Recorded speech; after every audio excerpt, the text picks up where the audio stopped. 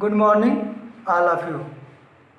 आज के इस वीडियो में हम लोग स्नातक स्तर पर और विभिन्न प्रतियोगी परीक्षाओं में यूपीएससी और उत्तर प्रदेश पीसीएस में सामान्य ज्ञान के पेपर और मुख्य परीक्षा में अक्सर यह प्रश्न पूछा जाता है, भारत पर तुर्कों के आक्रमण और उसका प्रभाव। यदि देखा जाए 7वीं शताब्दी के मध्य में अरब वासियों ने भारत में सर्वप्रथम घुसने का प्रयास किया, लेकिन उन्हें असफलता ही हाथ लगी। इसके पश्चात पुनः 711-12 ईस्वी के आसपास मोहम्मद बिन कासिम ने भारत पर आक्रमण किया।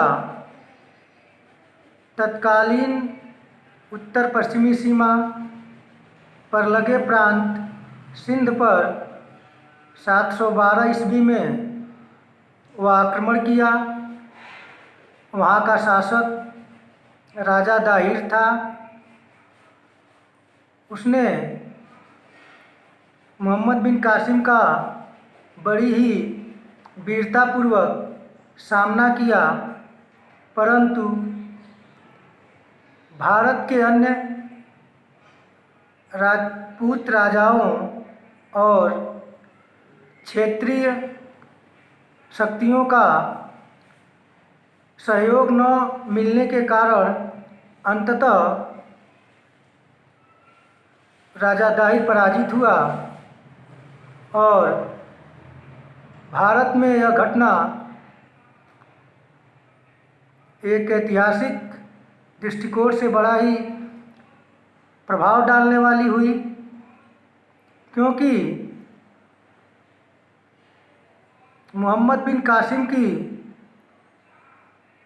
विजय ने भारत में इस्लाम के आने का मार्ग प्रशस्त किया और इसी के पश्चात 11वीं शताब्दी के प्रारंभ में महमूद गजनवी ने तथा 12वीं शताब्दी में मोहम्मद गोरी ने भारत पर आक्रमण किया। इन आक्रमणों से महमूद गजनवी के आक्रमण का कोई विशेष प्रभाव नहीं पड़ा। वह यहाँ केवल संपत्ति लूटने तथा धर्मस्थलों को नष्ट करने में ही सफल हो सका, किंतु मोहम्मद गोरी के आक्रमण के दौरान भारत में एक नए युग की शुरुआत हुई और उसने राजनैतिक क्षेत्र में बहुत अधिक प्रभाव डाला और इसी के परिणाम स्वरूप भारत में तुर्क राज्य की स्थापना हुई। बाद में तुर्कों के अनेक वंशों ने भारत पर सैकड़ों वर्ष तक शासन किया। इसमें हम महमूद गजनवी के यदि विजयों पर प्रकाश डालें और देखें तो हमें ज्ञात होगा कि 1000 से 1026 ईस्वी के मध्य उसने भारत पर 17 बार आक्रमण किया और उसका सबसे प्रमुख आक्रमण 1025 ईस्वी में, कुछ इतिहासकार 1026 ईस्वी मानते हैं, में उसने सोमनाथ के प्रसिद्ध मंदिर पर आक्रमण किया और सोमनाथ मंदिर को उसने नष्ट कर डाला और वहाँ से अपार धन संपदा लेकर वह गजनी वापस लौट गया। इस प्रकार हम देखते हैं कि महमूद गजनवी ने भारत में सिर्फ लूट पाट के उद्देश्य से आक्रमण किया और अपार धन संपदा लेकर वापस लौट गया। अब देखते हैं कि महमूद गजनवी के आक्रमण का भारत पर क्या प्रभाव पड़ा। पहले राजनीतिक प्रभाव पर विचार करते हैं। महमूद गजनवी के आक्रमण से पंजाब तुर्कों के अधिकार में चला गया। भारत की राजनैतिक दुर्बलता का सर्वत्र प्रचार हो गया। परिणाम स्वरूप भारत पर तुर्कों के अन्य आक्रमण हुए और तुर्कों के राज्य की स्थापना का मार्ग प्रशस्त हुआ, अर्थात भारत की राजनैतिक दुर्बलता प्रकट हुई।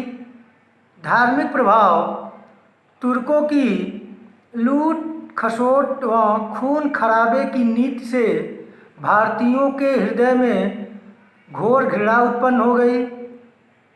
उन्होंने भारत में धार्मिक कट्टरता की नीति का पालन किया। कलाकृतियों पर प्रभाव महमूद के आक्रमण पर किए गए घाती प्रभावों ने भारतीय कला सभ्यता एवं संस्कृति को अपार क्षति पहुंचाई। इस आक्रमण में अनेक भव्य मंदिरों तथा देवी देवताओं की मूर्तियों का विध्वंस किया गया। अनेक समृद्धशाली नगर तथा नगरकोट कन्नौज मथुरा को लूटा गया। वहाँ की जनता पर अमानुषिक अत्याचार किए गए। अब हम आर्थिक प्रभाव पर विचार करें तो पता चलता है कि महमूद के आक्रमण से जनधन की अपार क्षति हुई। भारत की अर्थव्यवस्था अस्त व्यस्त हो गई। भारत की अतुलनीय अपार संपत्ति गजनी पहुंच गई। इससे गजनी के सौंदर्यीकरण में सहायता मिली।